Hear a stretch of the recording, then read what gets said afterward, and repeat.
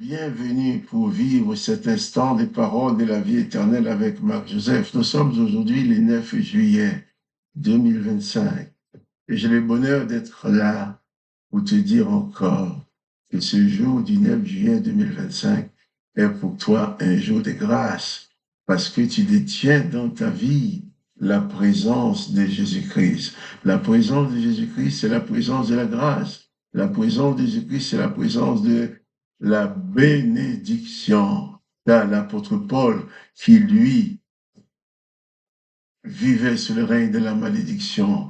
Quand Paul Chaulitas a découvert l'excellence de la présence de Jésus-Christ dans sa vie, il a écrit aux Romains pour leur dire, il n'y a donc maintenant aucune condamnation pour ceux qui sont en Jésus-Christ.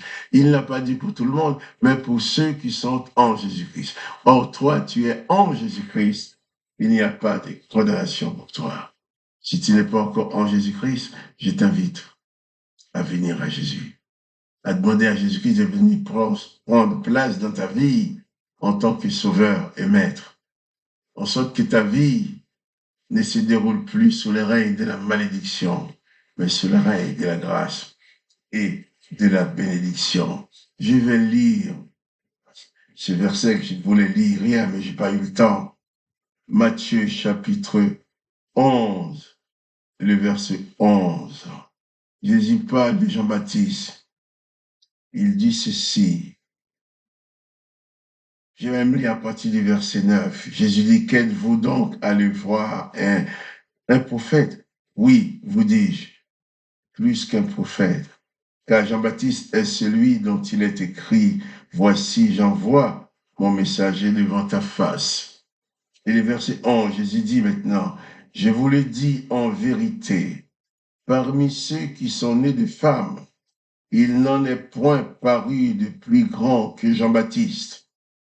Jésus fait l'éloge de Jean-Baptiste. Je vais relire ce texte. Jésus dit ceci, je vous le dis en vérité, parmi ceux qui sont nés des femmes, il n'y en a point paru de plus grand que Jean-Baptiste. Et Jésus ajoute maintenant, cependant, le plus petit dans le royaume des cieux est plus grand que lui. Jean-Baptiste, parmi les hommes qui sont nés dans ce monde, Jésus-Christ dit, il n'y a pas plus grand que Jean-Baptiste. Pourquoi? Parce que Jean-Baptiste a fait cette œuvre extraordinaire de tracer le chemin devant Jésus-Christ, le Sauveur, le Messie, le Roi, devant Jésus-Christ qui va venir apporter cette dimension de la grâce sur la terre. Donc, Jean-Baptiste a accompli un ministère plus important que tous les prophètes qui se sont succédés en Israël. Ce qu'on appelle souvent les grands prophètes qui ont fait des miracles, qui ont prononcé beaucoup de paroles de malédiction et de bénédiction et qui ont été mis en exécution par l'Esprit de l'Éternel. J'ai parlé, je crois c'est hier, d'Élisée, après avoir reçu la double portion de l'Esprit de l'Éternel qui était sur Élie.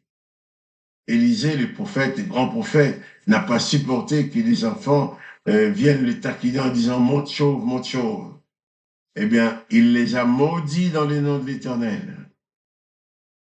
Eh bien, l'Éternel a envoyé des ours de la forêt qui ont dévoré 42 petits-enfants parce que le prophète avait maudit. Mais Jean-Baptiste n'était pas ce genre de prophète-là. Jean-Baptiste était celui qui allait dire aux gens, voici lui, Jésus, c'est le Sauveur, c'est celui que vous devez suivre. Il était venu tracer le chemin devant le Maître.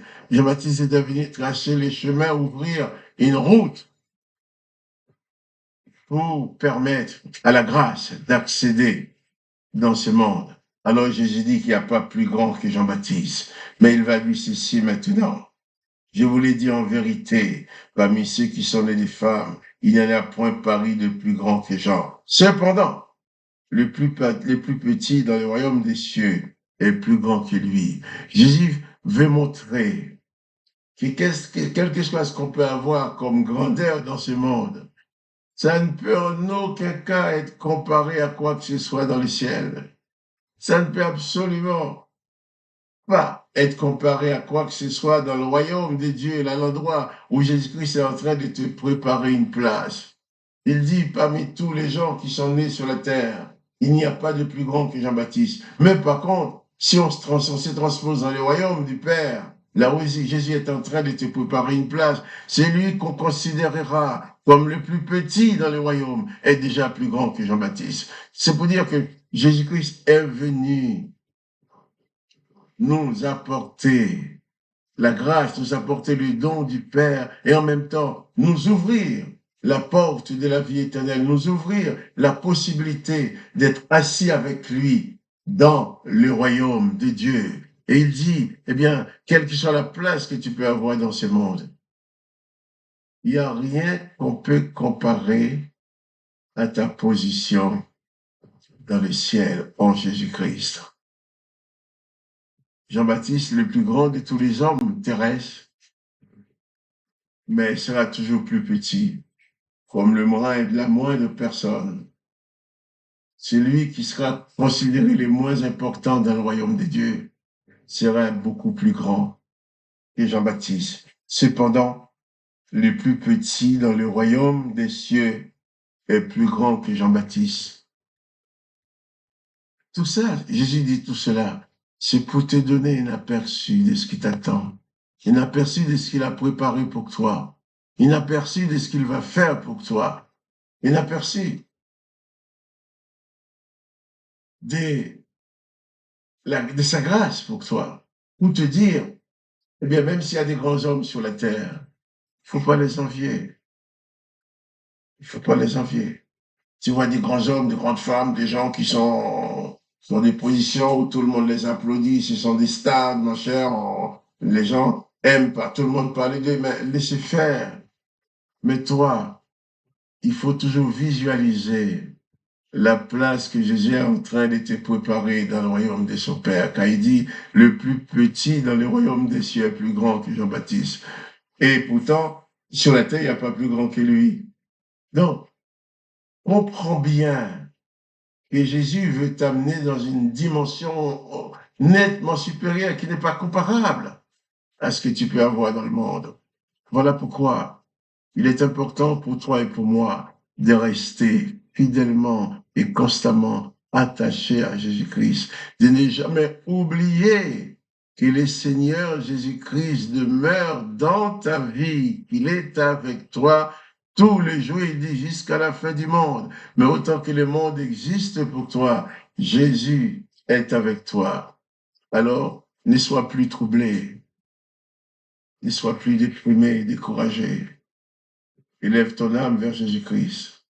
Puise en lui l'énergie nécessaire pour rester debout, pour lui rester fidèle, pour lutter contre les oppositions de ce monde, tout en restant fidèle aux instructions de Jésus-Christ. Car Jésus-Christ a dit d'enseigner ce que lui, il a prescrit. Enseignez-leur à observer ce que je vous ai prescrit. Oh, dans les églises, on enseigne encore la vie de Moïse, la vie d'Élie, la vie de David. On utilise la vie de ces gens-là comme exemple. Mais quand j'ai l'exemple de Jésus-Christ, qui est la perfection même, pourquoi aller prendre des exemples d'imperfection pour apporter aux gens? Contentons-nous d'être fidèlement et constamment attachés à Jésus-Christ. C'est là le chemin de notre salut. Alors que le nom de Jésus-Christ soit béni. Mais n'oublie pas qu'il n'y a pas de plus grand homme que Jean-Baptiste sur la face de la terre, mais le plus petit dans le royaume des cieux est plus grand que lui. Que le nom de Jésus-Christ soit glorifié, que toi tu sois béni. Quant à moi, je te dis à demain pour les paroles de la vie éternelle.